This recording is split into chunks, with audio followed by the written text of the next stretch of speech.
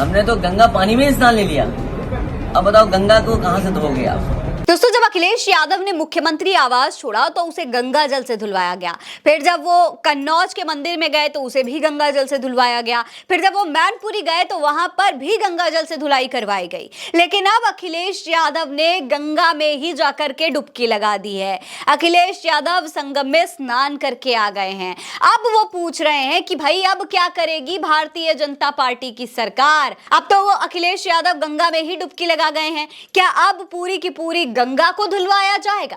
दोस्तों, अखिलेश यादव ने यह बयान कानपुर में दिया है। कानपुर में एक कार्यक्रम में वो शामिल होने के लिए गए थे। इस दौरान भारतीय जनता पार्टी के तमाम आरोपों को लेकर के जब उनसे सवाल किया गया, मीडिया ने जब उनसे सवाल किया, तो अखिलेश यादव ने इसका जवाब दिया कि देखिए, हम तो जहां जहां गए वहां भारतीय जनता पार्टी ने जो है उसे गंगा जल से साफ करवा दिया। इस तरीके की हरकत दिखाती है कि भारतीय जनता पार्टी के कितना पिछड़ा विरोधी मानसिकता है। तो अब जब वो खुद गंगा जी में नहा करके आ गए हैं, स्नान करके आ गए हैं, तो क्या करेगी भारतीय जनता पार्टी? क्या अब उसे भी गंगा जल से धुलवाया जाएगा? क्या पूरी की पूरी गंगा को ही धुलवा दिया जाएगा?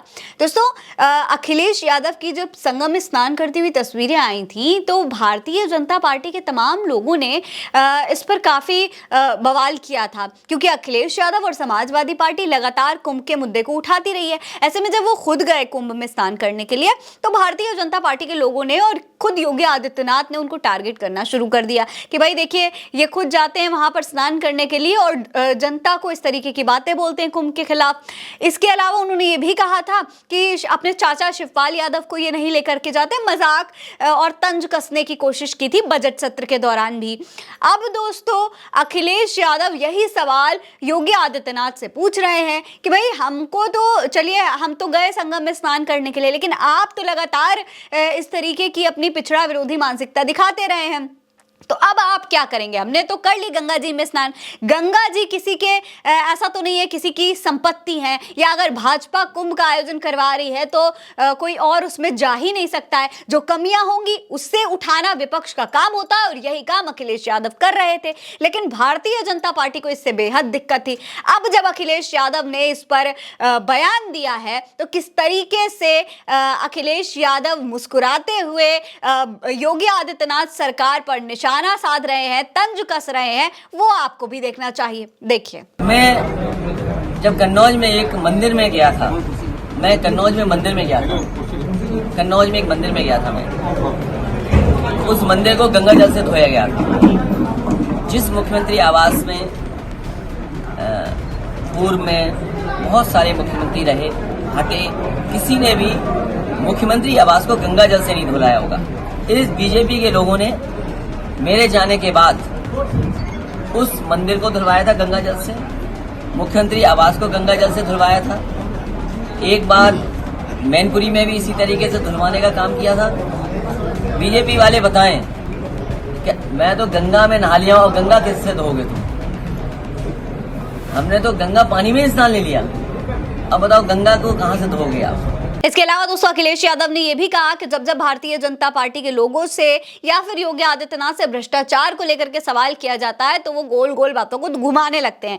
ठीक इसी तरीके से जब उनसे बजट सत्र के दौरान भ्रष्टाचार पर सवाल पूछा गया था तो भी वो एक भजन सुनाने लगे थे। अब इस पर अखिलेश यादव क्या कह रहे हैं, सुनिए। उनके विभाग में भ्रष्टाचार पूछ लिया किसी ने कि आपके विभाग में ये कमीशन है, तो उसने एक श्लोक सुना दिया था, भजन गा दिया था उन्होंने।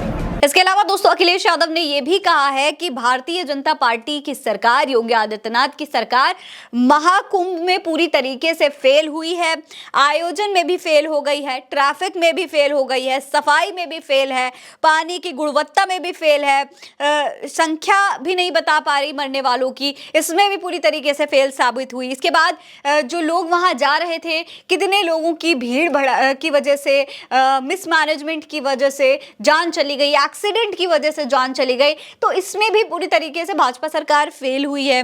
मतलब कि पूरी तरीके से योगी आदित्यनाथ सरकार कुंभ के आयोजन में महा फेल हुई है। अखिलेश यादव ने इसे महा फेल सरकार बता दिया है, सुनिए। बड़ा सवाल यह है कि महाकुंभ में ये फेल हो गए, उस आयोजन में फेल हो गए, ट्रैफिक व्यवस्था में फेल हो गए, सफाई में फेल हो गए, पानी की गुणवत्ता में फेल हो गए, सेंट्रल बोर्ड, स्टेट बोर्ड लड़ रहा है आपस में बताने के लिए कौन सा पानी साफ है।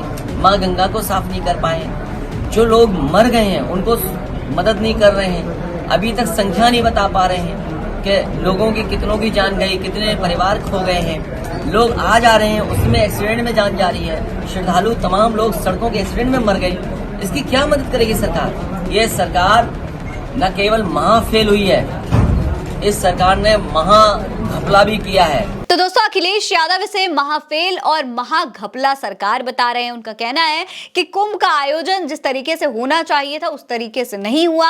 हालांकि जब जब अखिलेश यादव ने या फिर समाजवादी पार्टी ने योगी आदित्यनाथ सरकार से सवाल पूछने की कोशिश की तो उल्टा उन पर ही निशाना साधा गया। ऐसे में अब योगी आदित्यनाथ सरकार को जो अखिलेश यादव ने जवाब दिया है, गंगा स्नान को लेकर जो जवाब दिया है, वो देखना बेहद दिलचस्प होगा कि इस पर योगी आदित्यनाथ की तरफ से क्या जवाब आता है। जिस तरीके से अखिलेश यादव ने गंगा में स्नान करके योगी आदित्यनाथ को चैलेंज दे दिया है, क्या अब गंगा को धुलवाया जाएगा? क्या अब गंगा की सफाई करवाई जाएगी? आपको क्या लगता है? अपनी राय हमें कमेंट सेक्शन में लिखकर बताइए। ये खबर आप भारत एक सोच पर देख रहे हैं। नमस्कार।